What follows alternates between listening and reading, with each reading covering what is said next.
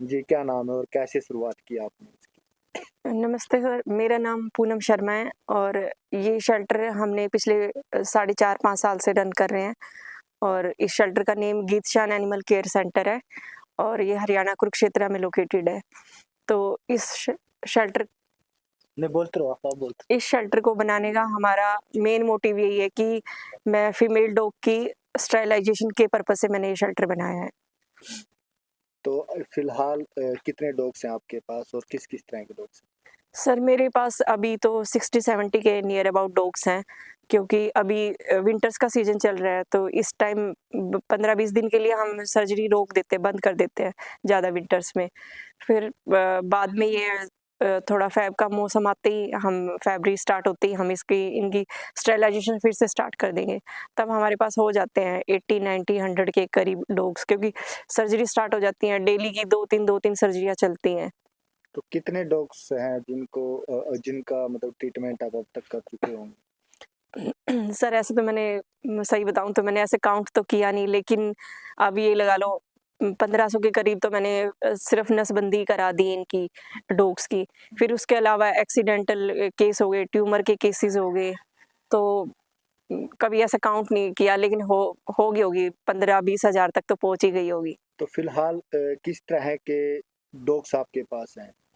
अभी सर मेरे किस पास प्रकार से लेके हाँ जी, अभी मेरे पास टीवीटी ट्यूमर के केसेज़ हैं काफ़ी सारे और जिनकी मैंने स्टरलाइज़ेशन करवाई थी, जिनको कोई फ़ीडिंग-वीडिंग भी नहीं कराता, तो अभी विंटर का सीज़न है, वो ठीक तो हो गई है, लेकिन मेरे को ये बस थोड़ा-सा सर्दी के बाद इनको रिलीज़ करूँगी।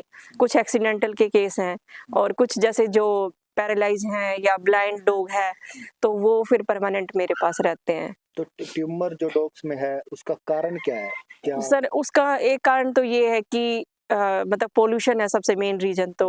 बाकी टीवीटी ट्यूमर जो है वो यहाँ कुरुक्षेत्र में काफ़ी ज़्यादा फैला हुआ है डॉग्स में। ये लगा लो मेरे पास हर वीक में 3-4 केस आते रहते हैं टीवीटी ट्यूमर के। तो ये आपस में जैसे ये मीटिंग करते हैं मेल फीमेल डॉग्स, तो ये आगे स्प्रेड होता जाता है, बढ़ता जाता है। तो ये केस भी मतलब मेरे पास काफ़ी ज़्यादा आ रहे हैं।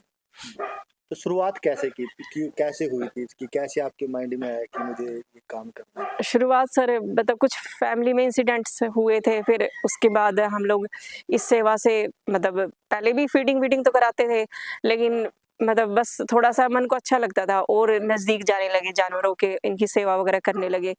फिर मेरी सिस्टर्स कहने लगी कि भई हाँ, हम थोड़ा बड़े लेवल पे करते हैं।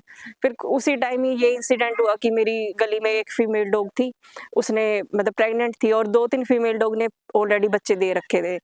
तो फिर गली के लोग ऑब्जेक्शन तो उठाते ही थे कि भई हाँ, इतने सारे पपीज़ हो गए गली में।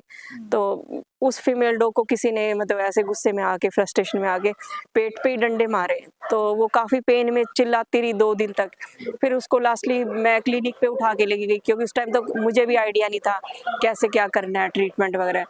फिर तब पता चला धीरे-धीरे कि इनकी नसबंदी भी होती है।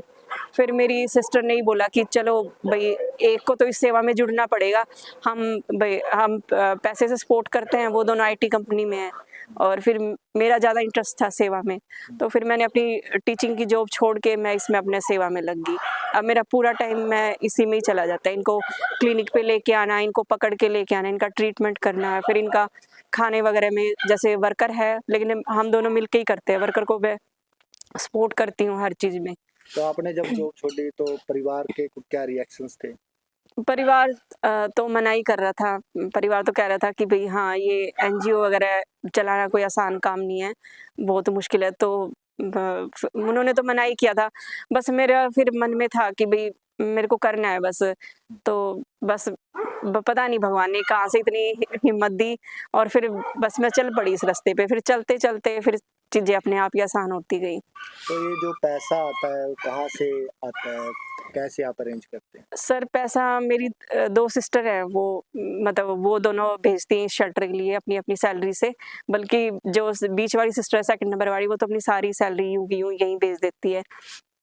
और अब धीरे-धीरे जैसे लोग जुड़ने लगे हैं, तो लोग भी कंट्रीब्यूट करते हैं। सर्जरी जैसे हमारी डेली की 2-3 सर्जरी होती हैं, तो चलो कुरुक्षेत्र के लोग अच्छे हैं, मतलब लेडीज़ स्पेशली लेडीज़ फीडर हैं, वो ज़्यादा सपोर्ट करती हैं। तो लेडीज़ सर्जरी में कंट्रीब्यूट करती है, जिसके कारण फिर हमारे ऊपर मतलब इतना एक वो बर्डन जो है वो थोड़ा डिवाइड हो जाता है। तो कितना खर्च आता है सेल्ट्रोन चलाने पे? हमारा सर अगर बात की 1.5-2 लाख के करीब पहुंच जाता है। अब डेली की ये लगा लो 2-3 तो सर्जरी होगी, फिर सर्जरी के बाद इनको 20 दिन तक 15 दिन तक इनको केयर करनी होती है, इनको खाना पीना अच्छा देना होता है, 3 टाइम खाना, फिर इनकी वैक्सीनेशन करनी, फिर अब इनके लिए गर्मी में कूलर, सर्दी में इनके लिए हीटर वगैरह अरेंज करके रखना, फिर साफ सफाई, फिर गाड़ी का भी खर्चा, ट्रांसपोर्टेशन वगैरह का, तो खर्चे तो हैं ही सर, काफी खर्चे हैं इनमें।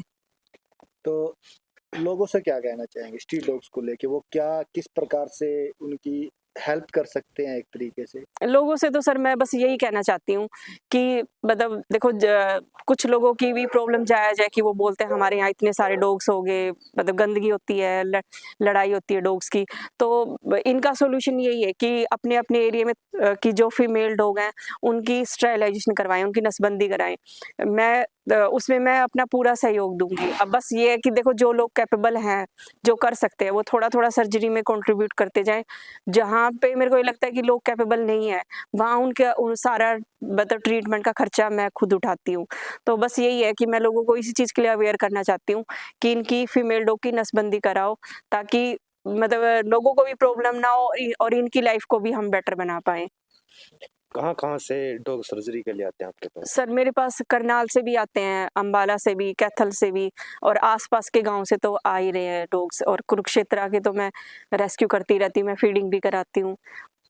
तो काफ़ी अच्छा लगता है ये काम करके अब। हाँ सर, मेरे को तो बहुत सुकून मिलता है कि चलो इस जीवन में आए, अपना पेट भर के तो जानवर भी जाता है, तो कुछ तो चलो अच्छा काम करके गए।